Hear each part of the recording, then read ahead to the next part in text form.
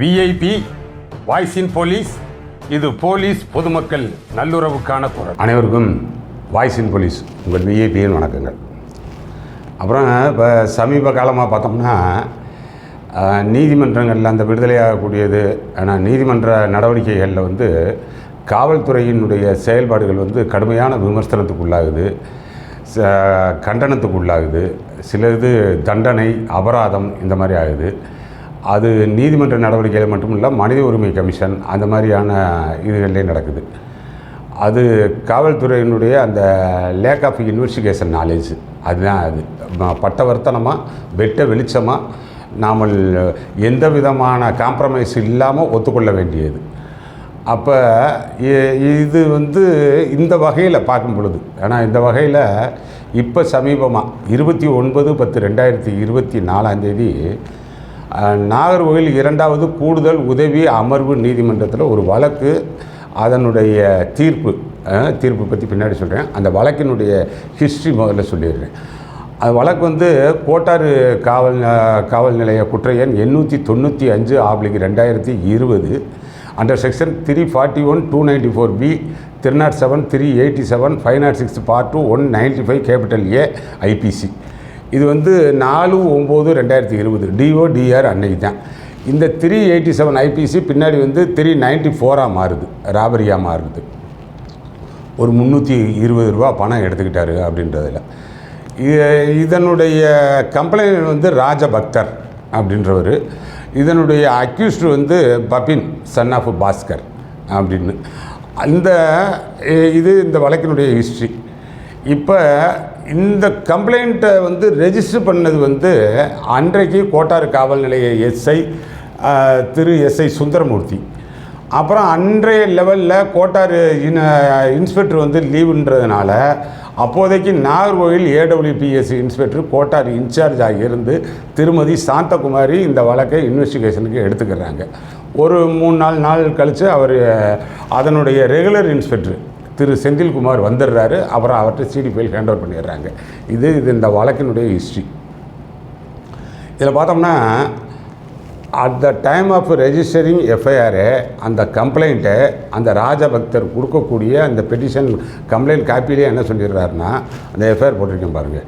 ஆனால் அவர் அந்த ரமேஷ், யாரோ செல்லியா நாடார் மகன் ரமேஷ், ஒரு 2-3 பேரோட சேர்ந்து இந்த அக்யூஸ்டோடைய கம்ப்ளைண்ட்லேயே அப்படி தான் சொல்கிறார். இந்த அக்யூஸ்டு பபின் அவர் கொள்ளையடித்த அந்த பணம் ரூபாய் 320, அந்த சம்பவத்துக்கு பயன்படுத்திய ஒரு வெட்டு கத்தி, இதனுடன் நிலையத்தில் ஆஜராகி புகார் கொடுத்தேன்னு சொல்லி போட்டுறாரு. அது கூட அக்யூஸ்டோடே வந்துடுறாரு. அப்புறம் பார்த்தோம்னா இந்த அம்மா அவங்களுடைய இன்வெஸ்டிகேஷனுக்கு எடுத்துக்கிறாங்க.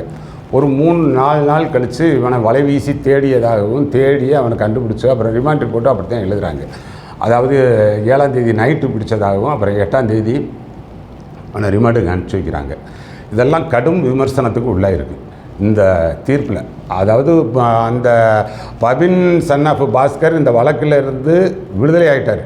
பொதுவாக விடுதலை ஆகிறாருன்னா என்ன சொல்லுவாங்கன்னா, அந்த ப்ராசிக்யூஷன் தரப்பில் அவருக்கு எதிரிக்கு எதிராக அந்த சொல்லப்பட்ட அரசு தரப்பு சாட்சியங்கள் சந்தேகத்திற்கு இடமின்றி குற்றச்சாட்டை நிரூபிக்க இயலாததால் சந்தேகத்தின் பலனை எதிரிக்கு அளித்து அந்த கூவி மூசா பிரிவு 235(1) படி எதிரியை விடுதலை செய்து தீர்ப்பளிக்கிறேன் அப்படின்னு சொல்லி தான் கொடுப்பாங்க.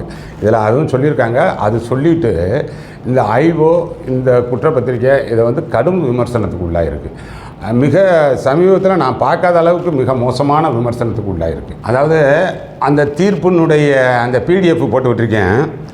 அதில் அந்த பக்கம் 21 அதில் பாருங்கள், அந்த 10வது பாராவில் மேற்படி விவாதத்திலிருந்து ஆசா 6 இந்த அம்மா திருமதி சாந்தகுமாரியை சொல்கிறாங்க.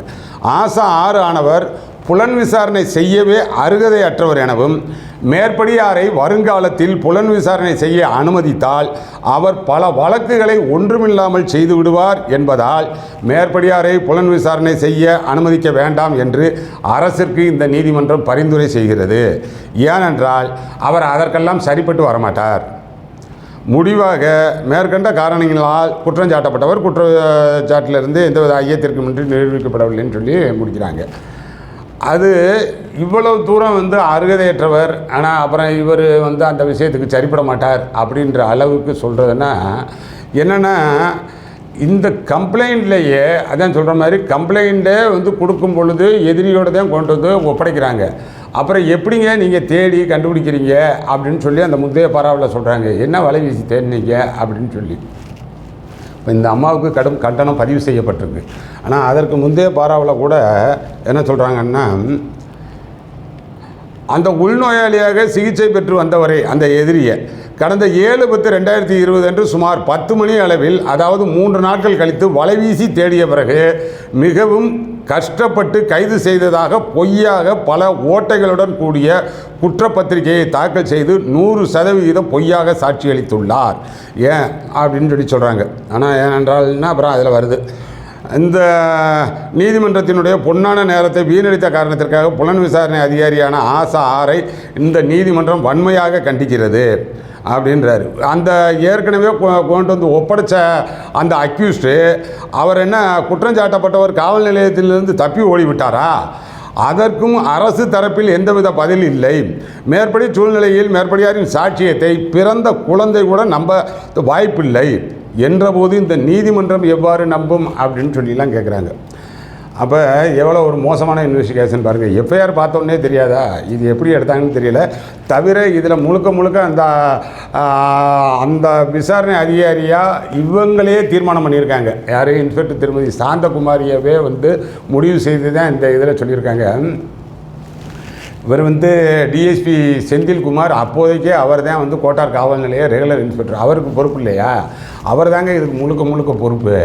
ஆனால் இப்போ ஒரு வழக்கை பொறுத்த வரைக்கும் 4 இன்ஸ்பெக்டர் கூட மாறுவாங்க. ஆனால் ஒரு வழக்கு கடைசி குற்றப்பத்திரிகை தாக்கல் செய்கிறார்ல, அவர் தானே முழுவதற்குமான பொறுப்பு. மொத்த அந்த எஃப்ஐஆரில் இருந்து அந்த கடைசி வரைக்கும் இருக்கக்கூடிய மொத்த முழு விசாரணைக்கும் அவர் தான் பொறுப்பு.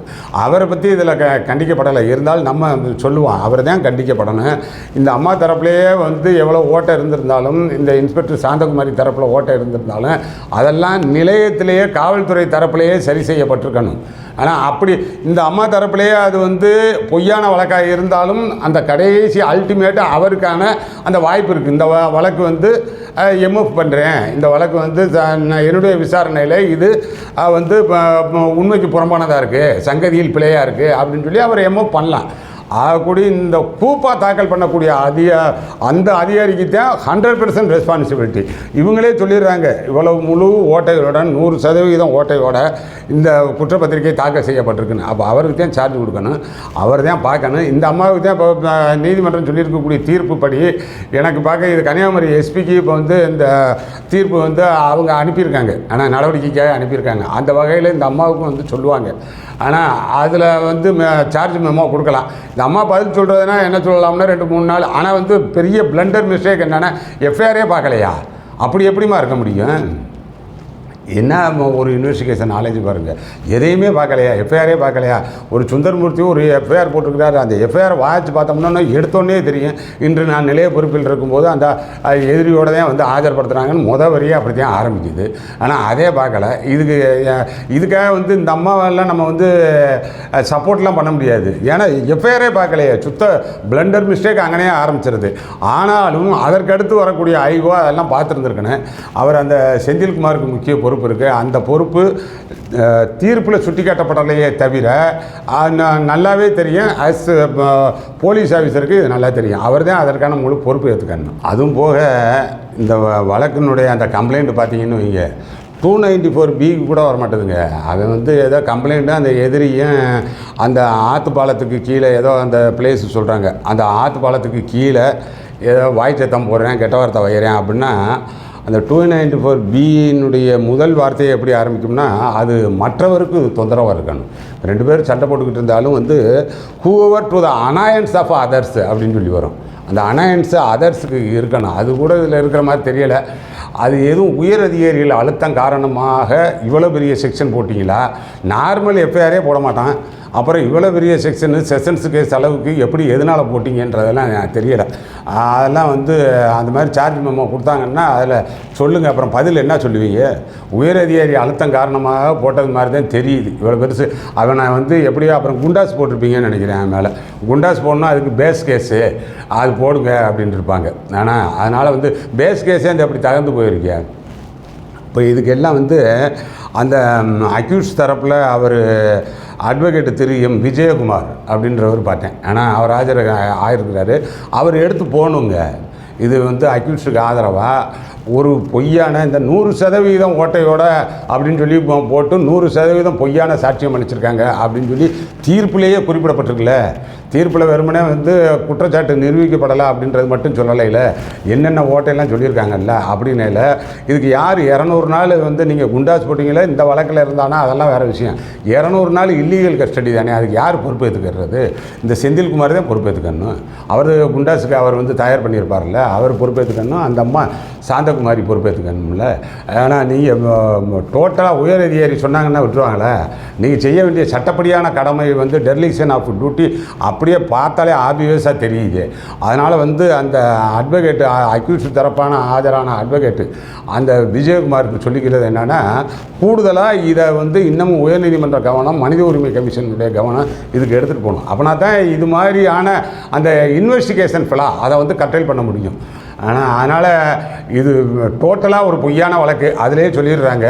அந்த அடிப்படையில் இதனை வந்து அந்த அக்யூஸுக்கு ஆஜரான வழக்கறிஞர் எடுத்துகிட்டு போனார்னா இன்னும் கூடுதலான ஒரு அந்த அக்யூஸுக்கு சாதகமான விஷயமாக இருக்கும். ஆனால் அதுதான் இதில் பார்க்குறது. நான் எதுக்காக சொல்கிறேன்னா, நீங்கள் ஐஓ வந்து அந்த டைரக்ட் எஸ்ஐ அந்த இன்ஸ்பெக்டர் இன்வெஸ்டிகேஷன் நாலேஜை டெவலப் பண்ணுங்கப்பா. நம்ம அதுதான் இதில் ரொம்ப ரொம்ப முக்கியமாக கேட்டுக்கிறது. நீங்கள் அதை எடுத்துகிட்டு போனோம்னா நீங்கள் எதுக்கு சார் அட்வொகேட்டுக்கு அப்படி தூண்டி விடுறீங்க அப்படின்னு நினைக்கக்கூடாது. உங்கள் நாலேஜை நான் வந்து நீங்கள் தப்பாக இருக்கக்கூடியதை நான் தடவி கொடுக்க முடியாது இல்லையா? இடிப்பாரே இல்லை ஏமராமண்டனே கெட்டு போவேன்னா அப்புறம் நீங்கள் இடிப்பார் இல்லாத காவல்துறை என்னாங்க?